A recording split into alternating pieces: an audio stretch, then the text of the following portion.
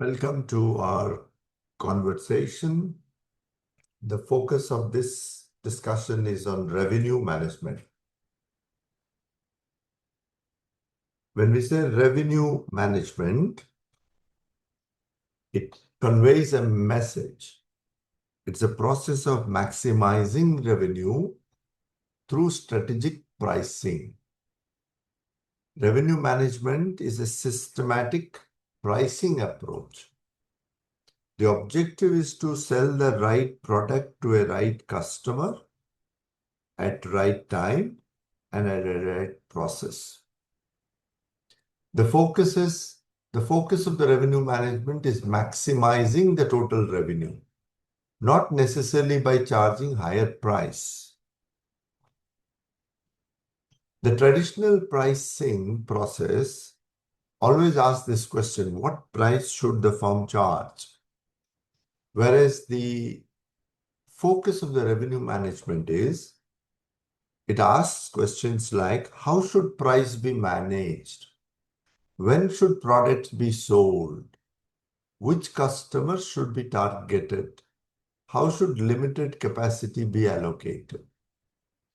So the objective of traditional pricing and revenue management strategies may be different, but the focus is on the price. Let us take a small example, a mini case, and understand the concept of revenue management. This is a Cinemax multiplex, which makes an effort to manage the revenue through dynamic pricing. The dynamic pricing is one of the ways of managing revenues. So let us see the background of this particular case. It's a Cinemax multiplex, one of the fastest growing multiplex chain in the country. And the weekly performance reviews raises that questions around the revenue. The chief operating officer says, overall occupancy across our multiplexes is only about 36%. Yet, on many Sundays evening shows, we turn away customers because the tickets are sold. So at a macro level, at a weekly level or a monthly level, the company is operating at only 36%. However, at a particular show level, the customers don't get the seats. So the head of operation responds that our problem isn't not capacity. It is when the customers want to watch movies and the morning shows on weekdays are almost empty. Afternoon shows are better, but still far from full.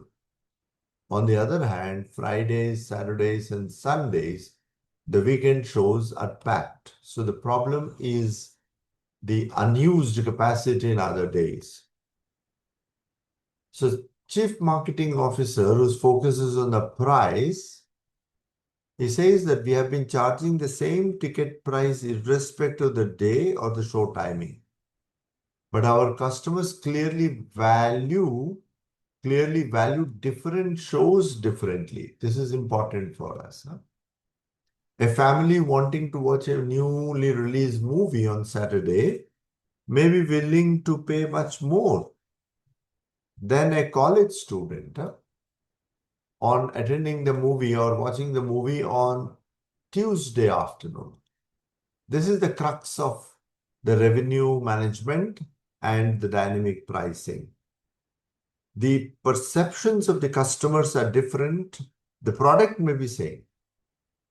So the CFO asks, if demand varies so much across the week, why are we charging the same price to every show?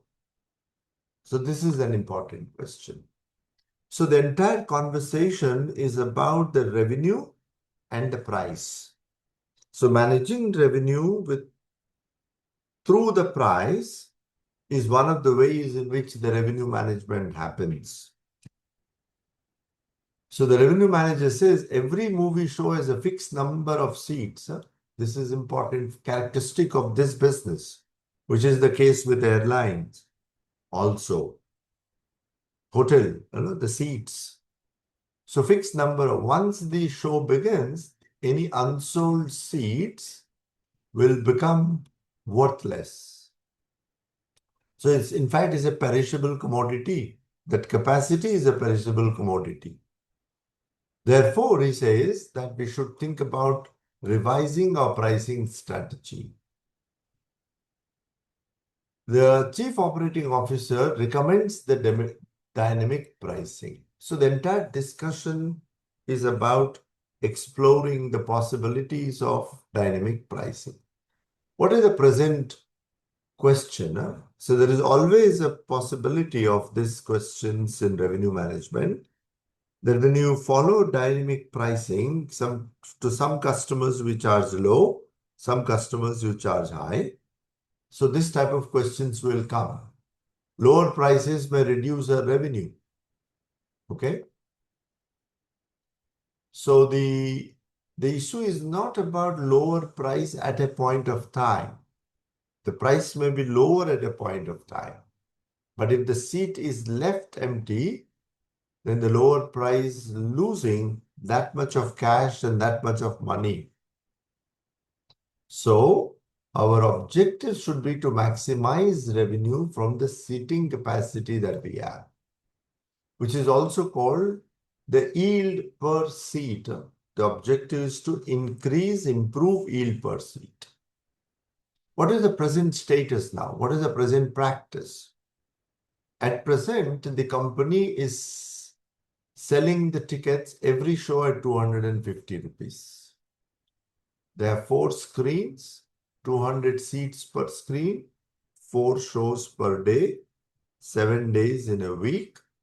And at present, they are operating at 36% occupancy and selling everything at 250 rupees. But how did this 250 was decided? Let us observe that. The company is having a monthly expenses which are fixed in nature. The rent of the building, salaries, depreciation, electricity, okay, the advertisement and promotion, admin expenses, insurance, all together monthly 6.9 million. So these are going to be constant, fixed, independent of the people who walk in, independent of the shows you run. And the variable cost per seat or variable cost per ticket per show is around 20 rupees. So assuming that the same capacity operation around 36%, if you see 4 screens, okay, 4 screens and 200 seats, 4 shows for 7 days. So assuming that for the month we are operating at on average 30 days, so there are 96,000 seats capacity is there. However, the occupancy is around 36%, around 34,286 seats. So using this 36% occupancy, the company has fixed the price. So fixed cost is 606.9 million. The variable cost is 20 rupees per ticket multiplied by the 34,000 seat occupancy. So that will give us the total cost per month. And with a monthly seats of 34,000, so we have cost per seat, average cost per seat is 224, and the company is selling at present at 250. So a decent, normal market return is around 11%. That's the way the most of the cine maxes operate at a thin margins. So 250 has been. Now with this 250,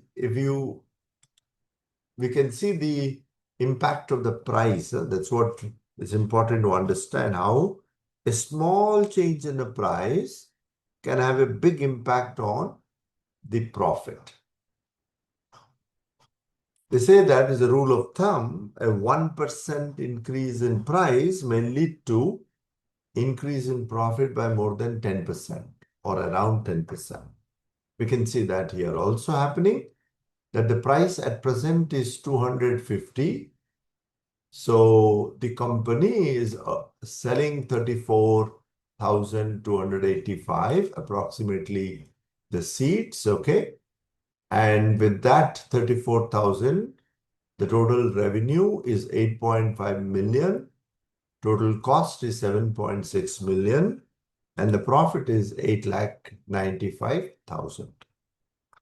But with a small increase, 1% increase in the price, the profit has gone up by 85,000. Price has gone up by 2 rupees, but the profit has gone up by 85,700. So 9.6%, 1% increase in price leads to 10% increase in profit. That is the power of pricing. So managing revenue, we have kept the cost constant for a organization like Cineplex, okay? Per show, the cost is more or less constant. Doesn't matter how many seats, how many tickets are sold. So price at which we sell will have an impact on the profit. Now with these objectives, now with this price, the company is earning a revenue of, okay, a 250 into 8,000. At present, weekly, they are having a revenue of 2 million. Let us go back to the case again. Since the revenue manager suggested dynamic, so they collected data about the behavior of the footfalls. And they observed that on average, maybe 36%, but the sale of tickets depends on the different days. We can see that more than 50% of the sale of tickets happens on Friday, Saturday, Sunday. And 47% happens on first 4 days, Monday, Tuesday, Wednesday, Thursday. And within that also, Wednesday's behavior is slightly different. And within the day, we can see that morning shows, afternoon and evening, invariably the morning shows occupancy is very, very low. Around 13% of the total sales is from the morning, whereas evening accounts for 36%. So the timing of watching the movies are different. So can we use this data to fix the price? Assuming the price elasticity information not there, the company proposed, the revenue manager proposed a differential pricing. We can see that high price of 450 on Saturday evenings and low price on Monday morning. Interestingly, 180 is even below the cost, 224.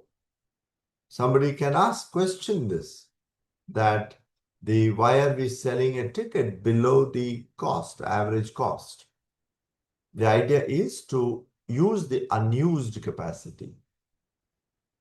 And sometimes we're selling it at double the average cost. So we can observe that differential pricing is therefore a mechanism of charging, selling, providing the service at a different prices at a different point of time. on different dates and different points of time. On the same day also, we can see the price is changing. The objective is to increase the revenue because the cost remaining same. So with this behavior and with the resultant decision of having a different price, the company is expecting the revenue will go up. Let us observe whether the revenue has actually changed or not.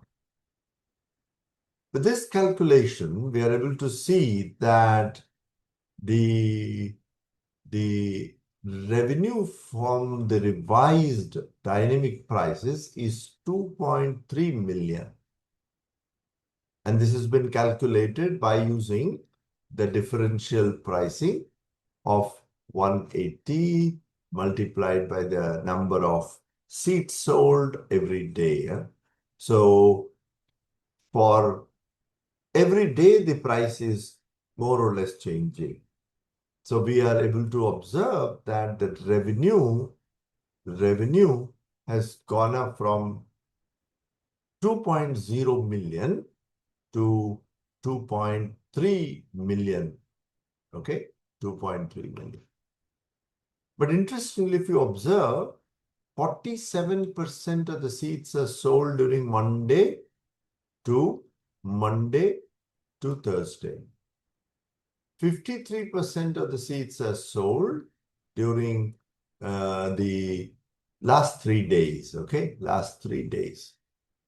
Whereas Friday to Sunday, because of the differential revenue, has given 61% of the revenue. Okay. And this is possible because we are having differential pricing. We are having differential pricing. And what is the observation here? Now, to summarize this learning, let me take you through a comprehensive presentation about this case and try to present the revenue management through the lens of this Cinemax. So maximizing the multiplex revenue through dynamic pricing. As the CEO mentioned, their objective is not merely to increase occupancy, but objective is to maximize revenue from seating capacity that the company is already having.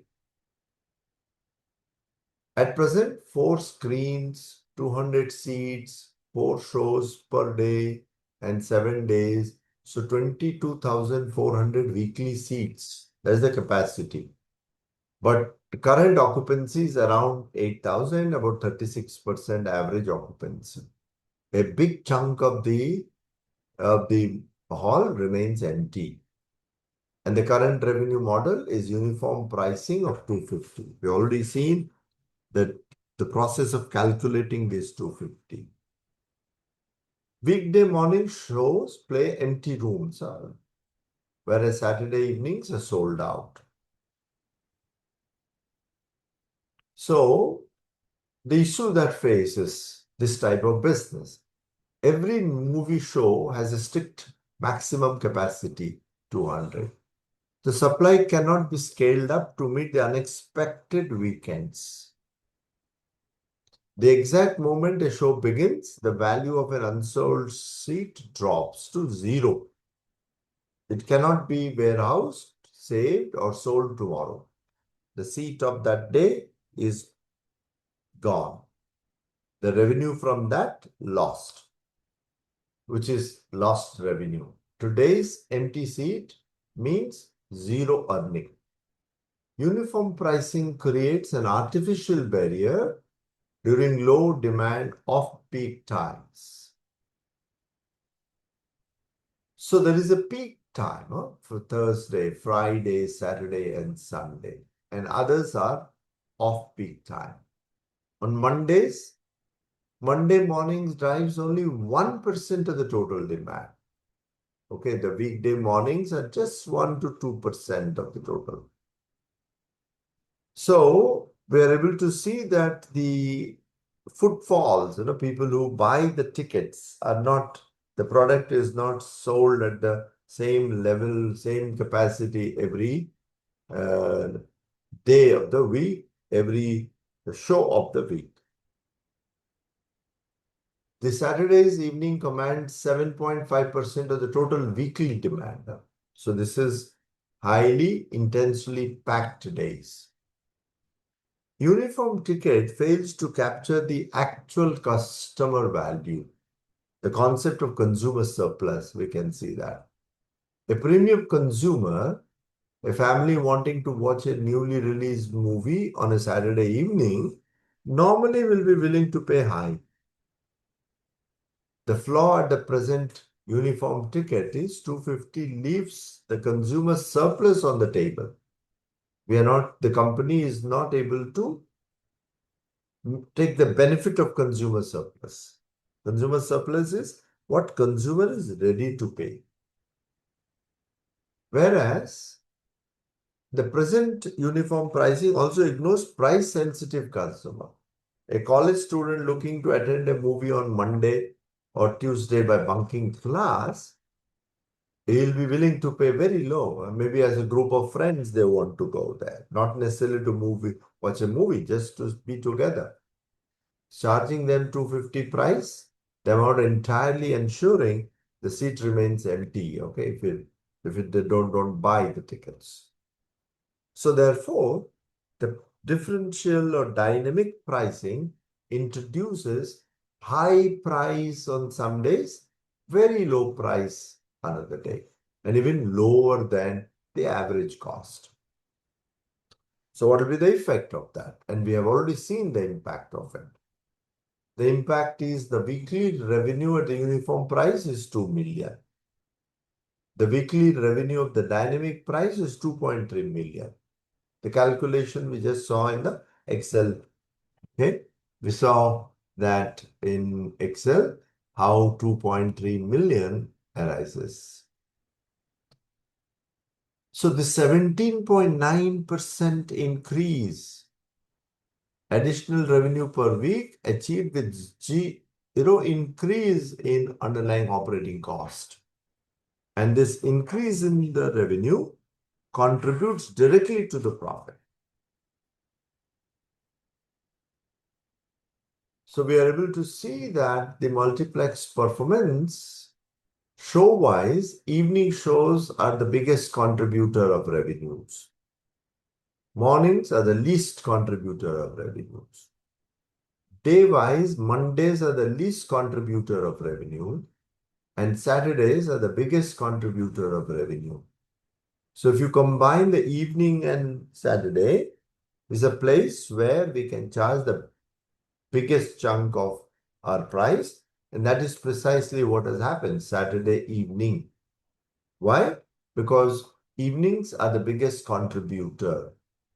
That is where the number of footfalls will be high. Obviously, the revenue will be high.